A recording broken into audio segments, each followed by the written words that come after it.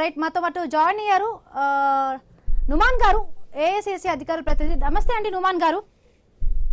Right, అంటే అప్పుల వైపు ఒకవైపు అంటే రాష్ట్ర ప్రభుత్వం సంబంధించి మీ రేవంత్ రెడ్డి గారు అంటే సీఎం రేవంత్ రెడ్డి గారు ఒక లెక్క చెప్తున్నారు, అలాగే జూపల్లి కృష్ణారావు గారు ఒక లెక్క చెప్తున్నారు. అసలు రాష్ట్ర ప్రభుత్వానికి రాష్ట్ర ప్రజలకు అసలు ఏం చెప్పదలుచుకుని మీ నుంచే కూడా రెండు డిఫరెంట్ లెక్కలు వస్తున్నాయి. మొత్తంగా కూడా అంటే 3.47 లక్షల కోట్లు అసెంబ్లీలో ఒక లెక్క చెప్తున్నారు, జూపల్లి గారేమో 1.77 లక్షల కోట్లు చెప్తున్నారు. అంటే ప్రభుత్వ అధికారిక లెక్క ఏంటి? అసలు రాష్ట్ర ప్రజలు అందరూ కూడా చూస్తున్నారు, వాళ్ళకి తెలియాల్సిన అవసరం ఉంది. ఎవరు చెప్తున్న మాటల్లో వాస్తవం ఎంత?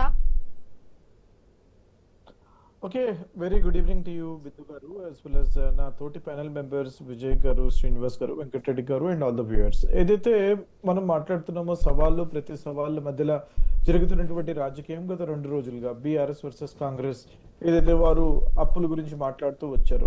ఫస్ట్ ఆఫ్ ఆల్ మేము తెలంగాణ రాష్ట్రంలో మొదటిసారి కాంగ్రెస్ ప్రభుత్వం అధికారంలోకి వచ్చిన తర్వాత క్లియర్ గా చెప్పడం జరిగింది, అప్పుల ఊబిలో నెట్టబడింది తెలంగాణ రాష్ట్రం. ఇక్కడ దీని యొక్క డిస్కషన్ కావాలని చెప్పేసి అసెంబ్లీలో వైట్ పేపర్ రిలీజ్ చేయడం జరిగింది. ఏదైనా డిస్కషన్స్ గవర్నమెంట్ అకౌంటబిలిటీ కోరుకునేటప్పుడు డిస్కషన్ జరగాల్సింది ఫ్లోర్ ఆఫ్ ది అసెంబ్లీలో. లీడర్ ఆఫ్ అపోజిషన్ గా ఉన్నటువంటి కల్వకుంట్ల చంద్రశేఖర్ రావు గారు వారి యొక్క బాధ్యతని నిర్వహిస్తూ వారు అసెంబ్లీకి రావాల్సిందే. వారు అసెంబ్లీకి రాకుండా ఏనాడు కూడా వారు మాట్లాడకుండా ఈ రోజు వచ్చేసేసి సవాళ్ళకి ప్రతి సవాళ్ళు చేయడము, మీరు ఇక్కడికి రండి అక్కడికి రండి అని చెప్పేసి ప్రెస్ క్లబ్ లో కూర్చుందామని చెప్పేసి మా మంత్రి గారు చెప్పడము, వారి యొక్క మంత్రులు వచ్చేసేసి బిఆర్ఎస్ భవన్ కి రమ్మని చెప్పేసి ఇది essentially people are mocking it. Please understand, this is something discussion has to happen in the assembly. Assembly ఉన్నదే దాని గురించి. వర్షాకాల సమావేశాలు రాబోతున్నాయి, come over, let us discuss, bring your opposition leader. ఆయన రాడు, ఫామ్ హౌస్ లో పడుకుంటాడు. ఫామ్ హౌస్ లో పడుకున్నప్పుడు మరి జీతాలు ఎందుకు, ఆయన అసెంబ్లీ అని చెప్పేసి చెప్పుకోవడం ఎందుకు? సో మొత్తం మీద నుమాన్ గారు కేసీఆర్ టార్గెట్ గారు రాజకీయాలు చేస్తున్నారని చెప్పేసి అనుకోవచ్చా? It is not about the target of KCR or KTR. గత ప్రభుత్వంలో చేసినటువంటి తప్పుల కారణంగానే రాష్ట్రం ఇప్పుడు ఇలా అధోగతి పాలేదని చెప్పేసి ఇటు మీ ప్రభుత్వం అంటా ఉంది. లేదు మేము చేసిన అభివృద్ధితోనే మీరు ఇప్పుడు మీ చేతిలో పడితే కనుక మొత్తం దాన్ని సర్వనాశనం చేస్తారని చెప్పేసి బీఆర్ఎస్ పార్టీ ఆరోపిస్తా ఉంది. సో టార్గెటెడ్ పాలిటిక్స్ నడుస్తున్నాయని చెప్పేసి అనుకుంటా ఉన్నారు, దీన్ని మీరేమంటారు?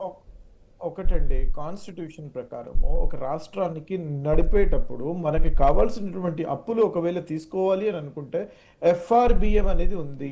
FRBM is nothing but physical responsibility and budget management. ఒక management there is an act. ఆ యాక్ట్ కి అనుగుణంగా మీరు గవర్నమెంట్ ని మీరు నడుపుకోవాలి. దానికి అనుగుణంగా మీరు తీసుకొని మీరు నడిపింటే ఈ ఇబ్బందులు వచ్చేవి కావు.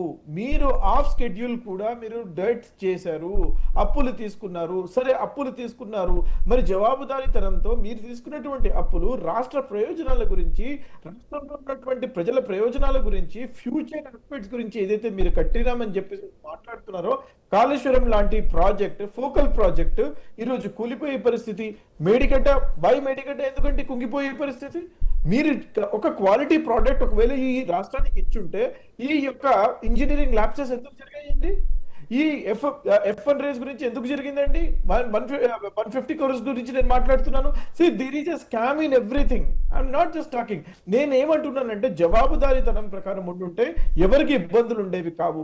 ఈ రోజు జవాబుదారీతనం లేకుండా మేము చేస్తున్నాం అప్పులు, బరాబర్ చెప్తున్నా నేను చేస్తున్నామని చెప్పేసి కాంగ్రెస్ గవర్నమెంట్ రెస్పాన్సిబిలిటీ తీసుకొని, మేము మళ్ళా చెప్తున్నా నేను, కాంగ్రెస్ గవర్నమెంట్ రెస్పాన్సిబిలిటీ తీసుకొని ఈ రాష్ట్రాన్ని ఒక ఫిస్కల్ డిసిప్లిన్ తీసుకురావడానికి 100% అప్పులు చేస్తూ ఒక డిసిప్లిన్ లో గాడిలో పెడుతూ ప్రతి నెల 1వ తారీఖున జీతాలు ఇస్తూ రెవెన్యూని ఏ రకంగా పెంచుకోవాలని చెప్పేసి ముందుకు తీసుకెళ్తున్నటువంటి పార్టీ కాంగ్రెస్. రైట్ ఒక నిమిషం.